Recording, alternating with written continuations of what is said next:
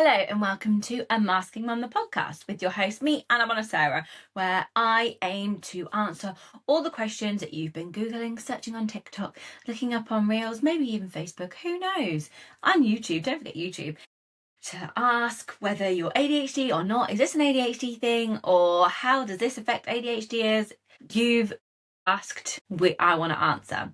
These are all the things that I would have looked up during my journey, or even before I knew I was ADHD, because there's lots of things that we kind of see as challenges, issues, weaknesses, maybe even struggles that we have probably researched and then asked for an answer and maybe found something but not realised it was actually related to being ADHD. So that is why we're here. If you're new here, thank you for joining us and welcome.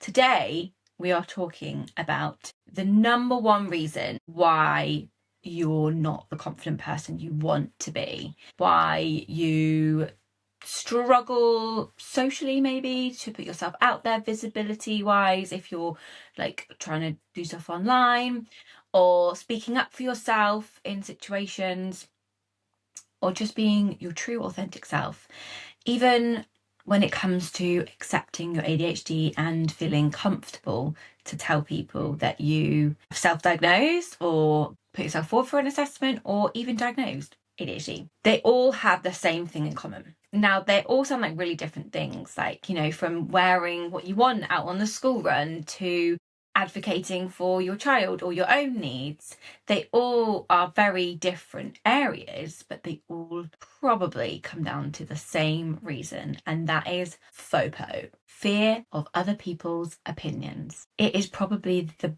biggest killer of dreams, the biggest knock to your confidence. The number one reason that's holding you back is fear of other people's opinions. And this is a terminology that I came up with, I read in a book, and I can't remember what the book's called now off the top of my head, but I'll put it in the comments. But it's a business book, like, called, I think, Stop Talking, Start Doing by Shaa, I can't pronounce her last name, Wusmand. So apologies for not sound, I definitely didn't say that right. And she does many things. This is one of the things she does. She's wrote this book. So I was reading the book and FOPO, and I thought, oh, she's mistyped that, FOMO. But she hadn't, and I just thought it was such a good terminology and it just sums up, especially for us ADHDers, when we struggle with RSD, rejection sensitivity dysphoria, and it literally holds over us, right? Like, the power of perceived rejection or actual rejection stops us in our tracks. And that is very closely linked to FOPO, because if you are worrying about what others think, it's very much linked to RSD. So you might not even feel like, probably not listen to this if this is a clip that you're watching on social media and you've never really related to ADHD stuff. I bet a lot of people relate to RSD, and I bet a lot of people have an element of RSD in their life and don't even really understand what it is. Now, I have heard other people get diagnosed with RSD on its own. I don't know if it's a stand-up diagnosis, really. But anyway, I definitely think a lot of people struggle with that. The internal battle we face in our brains, comparing ourselves to other people, worrying about what people are going to say. And I really want to talk about this today because on Friday, I had my first meeting for my new community group in Oxfordshire called ADHD Women of Oxfordshire Network.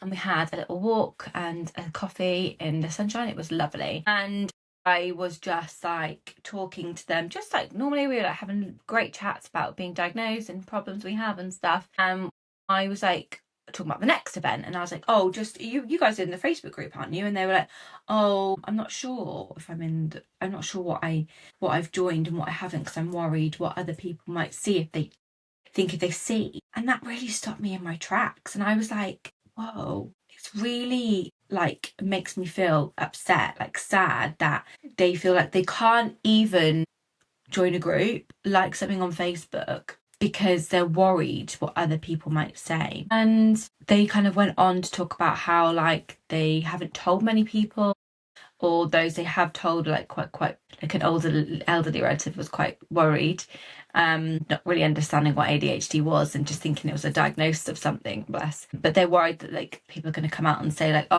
it's just a trend, everyone's a bit ADHD. Literally hate that. And saying the fact, all millennials are now being diagnosed with ADHD. And I definitely felt that once, but I feel like because I am 3 years into being completely overindulged in the world of ADHD, like I started really deep diving and making it like my special interest, I guess, hyper focused, started doing.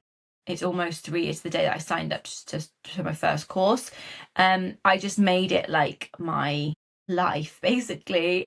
It consumes everything, and everything I talk about, everything I think about is related to ADHD. I guess with that confidence of knowledge of the complete repetition and absorbance into the world of ADHD, it has then meant that I don't care what other people think. But there was a time during the beginning, definitely, before I was diagnosed, I felt like I couldn't talk about it online.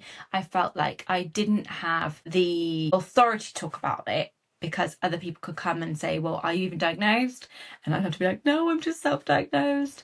But I do actually think it's very valid to talk about it from a self-diagnostic point of view, because of the amount of reading, the amount of research you go into doing when you think you have ADHD. It's almost like overcompensating, isn't it? Like what they call small man syndrome. And the fear of other people's opinions coming on me made me then think, oh, I have got to back this up with like the facts. I've got to like fact find and make sure that what I actually feel actually translates to ADHD. So it definitely was there for me in the beginning. And I guess now I'm kind of a couple of years in, I'm now maybe a bit naive to remembering what it felt like at the beginning of the journey. And even if someone's not at the beginning of the journey and they, I feel like the amount of research and stuff I've done within the time, I probably it's like dog years, isn't it? Like I've like 7 years to 1 year or whatever, because I spent so much time going over it. Whereas if it's something that you kind of just pick up every now and then your confidence isn't built up in that way. But going back to worrying about joining a group or liking a page to do with ADHD and worrying that other people will see, if that's something that you relate to, which I'm sure a lot of people do now I think about it, I would say that is more of your mind playing tricks on you. And the most people on your Facebook friends list or on your Instagram or whatever will not be looking at your profile, at what you're liking and what groups you're joining. And that is one of those things that we feel like all eyes are on us. We feel like everyone is watching every step we do. And, that little glance at the side of that person's eye on the school run, that's them judging, or they're like whispering in a corner to another lady, that's them talking about you. Actually, that is just a perceived judgment, criticism, etc. It's not a fact. You don't know that for a fact at this point in time. And that is us thinking that all eyes are on us. Where in a matter of fact, now I say this with all my love, people are much more consumed with what's going on in their life than what's going in yours. I reckon 98% of the time, your Facebook friends list isn't going to notice what you're liking and joining. And the only reason they might notice what you're liking and joining is because they're joining it too, or their friend has and they've told you. And I just want to sit with that for a minute. Say for a fact that someone you knew saw you join that group and then they told other people. What's the likelihood on a scale of 1 to 10 that's going to get back to you? Might be likely. Maybe a 7, might come back to you, might via a friend of a friend, or someone saw you in this group and said this and that.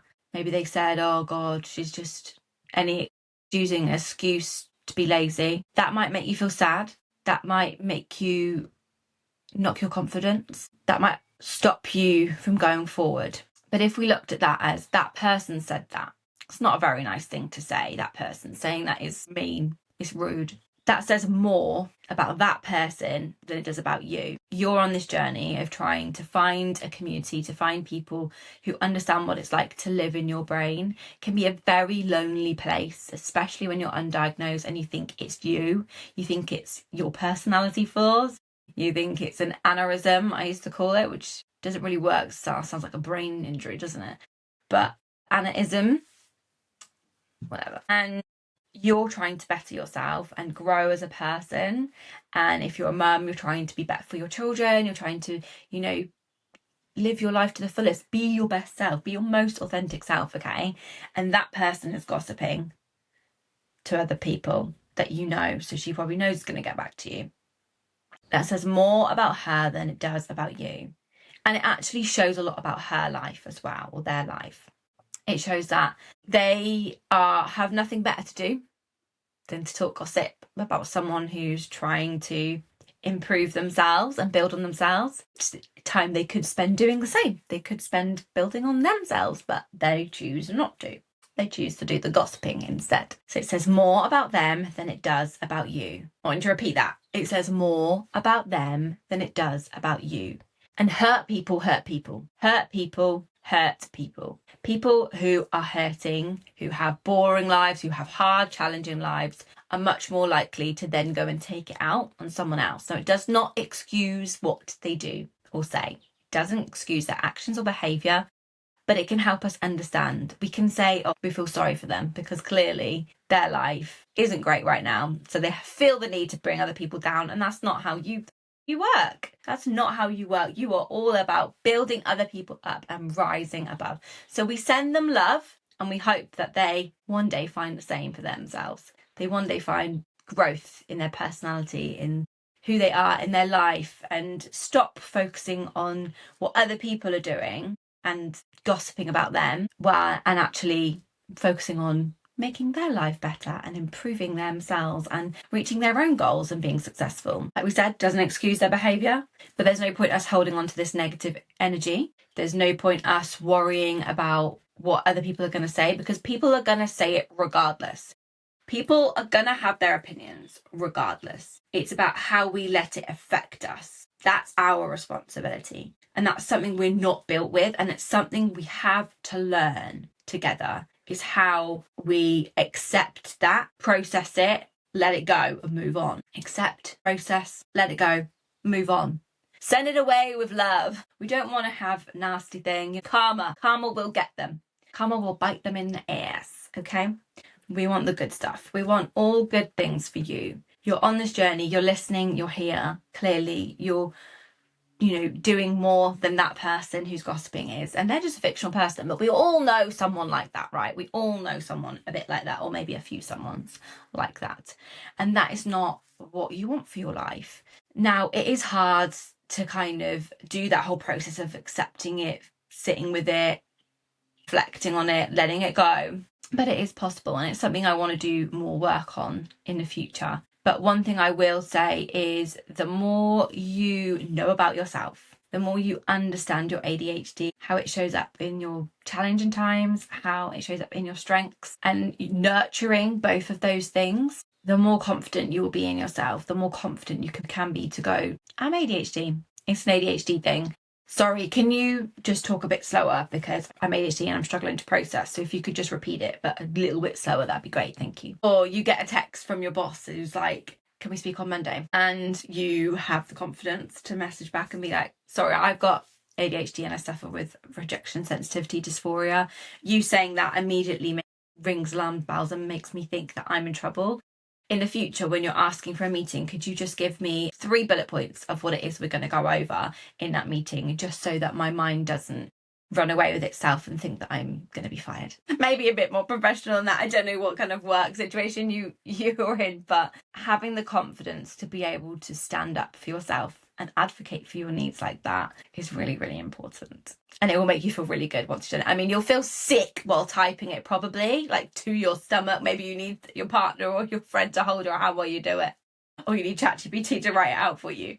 But you will feel so much better and so proud of yourself for asking for those things and advocating for your own needs. I hope that helped you. I feel like that was a bit of an impromptu topic, but we've really got some good stuff out there. And like I said, it is one of those things that is, other people are always going to have opinions, but it's how we can move past them and build up our armor so that we are strong enough to not let it take over us. It might knock us back, but I don't want it to stop you from being who you want to be and doing what you want to do as well. So I hope that was helpful and you enjoyed this. If you did, please do comment, share with your friends, tag friends, send me a DM, share it on social media, follow, whatever it is, do all the things so that I know you're there and listening and it's helping you too. Thank you so much for listening. It's been Unmasking Mum, the podcast with your host, Anna Bonasera, and I will see you very soon.